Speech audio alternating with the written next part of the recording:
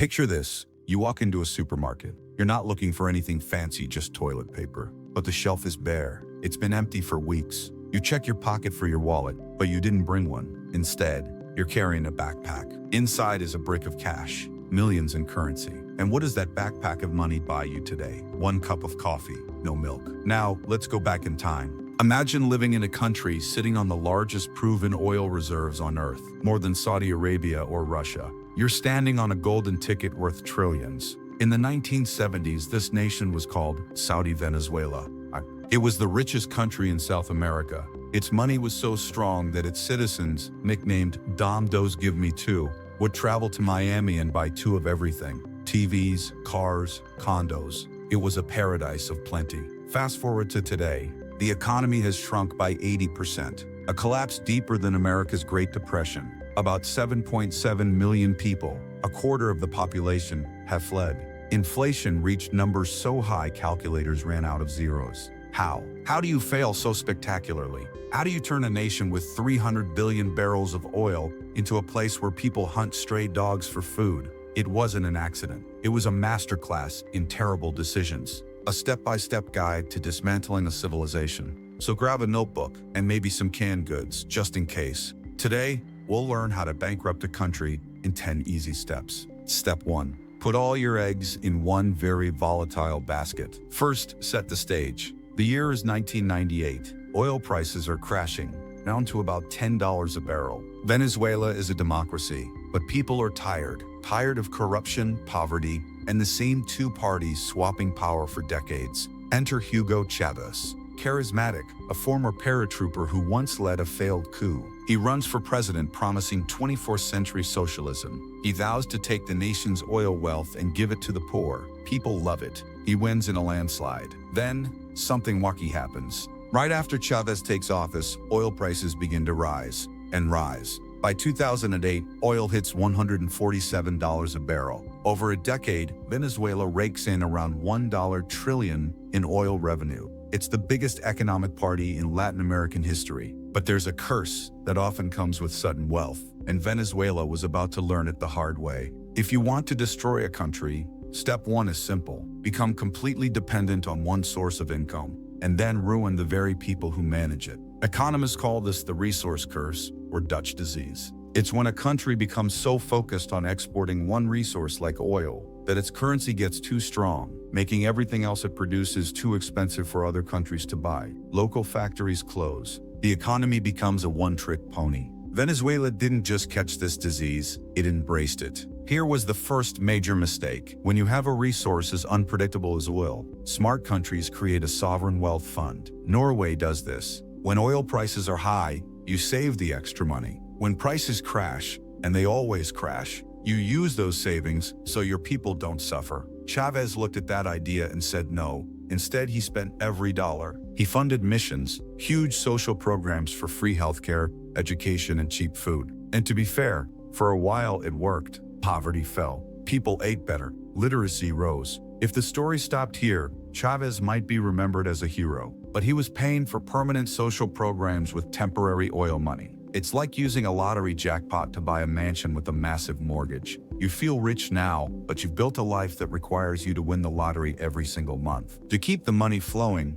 you need your oil company to run well. Venezuela's state oil company, PDVSA, was once like the NASA of the oil world. It was run by brilliant engineers, geologists, and managers. But Chavez saw a problem. Chavez saw a problem. Its leaders didn't like him using the company as his personal bank. Tensions grew. In 2002, PDVSA managers went on strike, shutting down production to protest government interference. This was the turning point. Chavez went on TV with a referee's whistle. He read the names of top PDVSA executives, blew the whistle after each one, and shouted, "Fora, you're fired." He fired 18,000 employees, the experts, the engineers, the people who actually knew how to produce oil. Who replaced them? Loyalists, party supporters, people whose main skill was wearing the right color shirt. The new company motto became PDVSA es roja, PDVSA is red. Production began to fall. Safety standards collapsed. Refineries started exploding, literally. But because oil prices were still sky high, no one noticed the engine was falling out of the car. The numbers tell the story. PDVSA produced 3.4 million barrels a day, with 40,000 employees. By the mid-2000s, it had 150,000 employees but produced barely 2 million barrels. They tripled the payroll and cut output almost in half. By killing the competence of its oil industry, Venezuela became a petro-state in the worst way. It imported everything: food, medicine, clothes. Why make anything at home when you can just buy it with oil money? By 2012, oil made up 96% of Venezuela's export earnings. The entire economy was balanced on a single, wobbling pillar. As spending soared, prices started to rise. Inflation crept up. The government's explanation? Business owners were greedy speculators, hoarding goods and hurting the poor. The solution? Price controls. Let's say you're a farmer. It costs you $1 to produce a liter of milk. You sell it for $1.10 to make a small profit. Then the government steps in. They declare milk a human right and set a maximum price, 50 cents. Now, you have two choices: sell at a loss and go bankrupt, or stop producing milk. You stop producing milk. Suddenly, milk vanished from stores. Then rice, flour, cooking oil, shelves emptied. Did the government admit its mistake? No. It doubled down, accusing business owners of economic war. This led to the era of expropriations, government seizures of private companies. Chavez would walk through Caracas on TV, point at a store or factory and say, "Expropriated." The state seized thousands of businesses: farms, supermarkets, steel mills, hotels, and just like with PDVSA, they handed them over to generals and party allies who had no idea how to run them. One famous example: an agricultural supply company called Agro Isleña. It provided seeds, fertilizer, and credit to farmers. The government seized it, renamed it Agropatrio, and ran it into the ground. Within years, it stopped producing fertilizer. Tractors broke down with no spare parts. Venezuela, a country with incredibly fertile land, began importing basic foods. The madness peaked in 2013 under Chavez's successor, Nicolás Maduro. To combat high prices, he ordered a popular electronics chain, DACA, to sell everything at a 90% discount. Crowds looted the stores. People walked out with 5 TVs. It looked like a government-sponsored Black Friday riot. Everyone was happy for a week. Then reality hit. The stores never restocked. Why would they? They'd just been robbed by the state. The entire electronics market in Venezuela basically disappeared. Step 4. Create a corrupt currency system with local industry dead. Venezuela had to import everything. But to import, you need foreign currency, mainly US dollars. Step 4. Build a trap around your own money. In 2003, after the oil strike, the government created strict currency controls. It became illegal to trade US dollars freely. If you needed dollars to import medicine or travel, you had to ask the government. They set an official exchange rate. Let's say the official rate is 10 bolivars for $1. But on the black market, no one believes the bolivar is that strong. The real rate is 100 bolivars for $1. See the opportunity? If you're a friend of the government, you can buy $1 from the state for 10 bolivars. Then sell it on the black market for 100. Instant 900% profit. You created nothing. You just moved money from one pile to another. This became history's greatest corruption engine. Estimates say over $300 billion was stolen this way in a decade. More money than the US spent rebuilding Europe after World War II. Ordinary people had to become criminals to survive. A practice called raspakrupo emerged. The government allowed a small amount of cheap dollars for travel abroad on credit cards. So Venezuelans would book flights to nearby countries, hand their credit cards to a fixer who would charge phantom services and give them back real cash. They'd fly home, sell the dollars on the black market, and make more than a doctor's yearly salary. While this scam enriched the connected, the real economy was dying. Step 5. Print money like there's no tomorrow. The government needed more and more bolivars to pay for its programs and cover the losses from its failing oil company. So it did the unthinkable. It turned on the money printer. The Central Bank of Venezuela started printing currency to cover the deficit, not a little, but on an epic, catastrophic scale. This set the stage for the final unraveling. Step 6. Ignore the coming crash. In 2013, Hugo Chavez died of cancer. His hand-picked successor, Nicolás Maduro, a former bus driver, took over. And at that exact moment, the one thing holding the system together vanished. Oil prices crashed from over $100 to under $40 a barrel. The river of cash dried up, but the spending didn't stop. The looting didn't stop. The printing press went into overdrive. Step 7. Normalize hyperinflation. Step 7. Destroy the very idea of value. By 2016, Venezuela entered hyperinflation. We're not talking about prices rising 10% a year. We're talking about prices doubling every few weeks. At its peak in 2018, inflation hit an estimated 1 million %. Imagine going to a deli.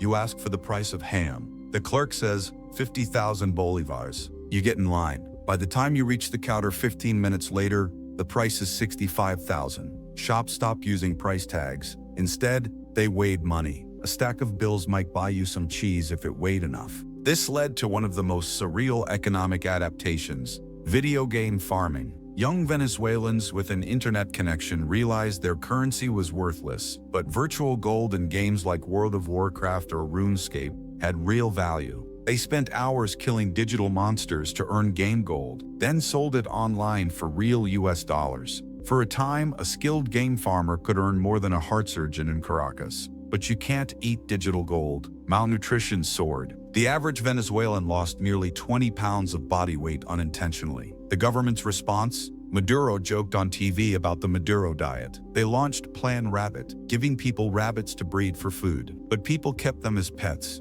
The state had to run ads saying, "Rabbits are not pets. They are 2.5 kilos of meat." Step 8. Let the infrastructure collapse. Remember Step 2, firing the experts? The neglect extended to everything. In March 2019, the national power grid, unmaintained for decades, collapsed. A brush fire near the main dam triggered a nationwide blackout that lasted days. No power, no water, no lights in hospitals. Surgeons operated by cell phone flashlight. Dialysis machines stopped. Incubators for newborns shut down. It was a sudden plunge into the dark ages. As the state retreated, criminal gangs filled the void. Groups like El Tren de Agua became the de facto government in many neighborhoods, running protection rackets and smuggling operations. Step 9. Force your people to flee. When a country becomes unlivable, people leave. This is Step 9. Export your population. It's the largest refugee crisis in the history of the Americas. They walked across mountains and through deadly jungles,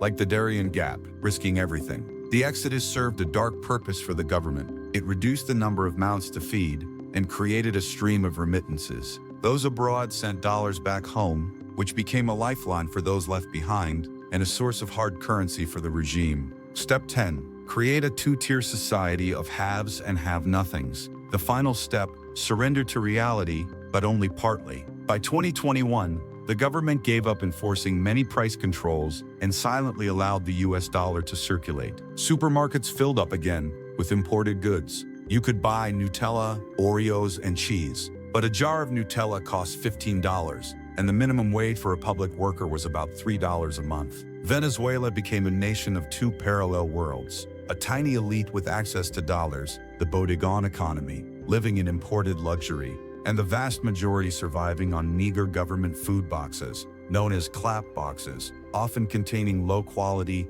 older, expired food. If you depended on that box to eat, you couldn't afford to protest. Protest meant no box. No box meant hunger. The state didn't just bankrupt the economy, it bankrupted hope itself. In the end, it's easy to look at Venezuela as a story of a crazy dictator, but the terrifying truth is that each step began with an idea that sounded good to someone. Share the wealth, make food cheap, protect the national currency. Economics, however, doesn't care about good intentions. It follows rules. Venezuela proved you can swim in oil and still starve if you break those rules. Today, Venezuela exists in a strange, fractured stability. The oil industry is a shell. Democracy is fragile, but the people endure, whether rebuilding a small business with dollar bills in Caracas or walking 1,000 miles to start anew. They are the lesson. Awarding the prosperity is fragile, and it takes far less time to break a nation than to build one.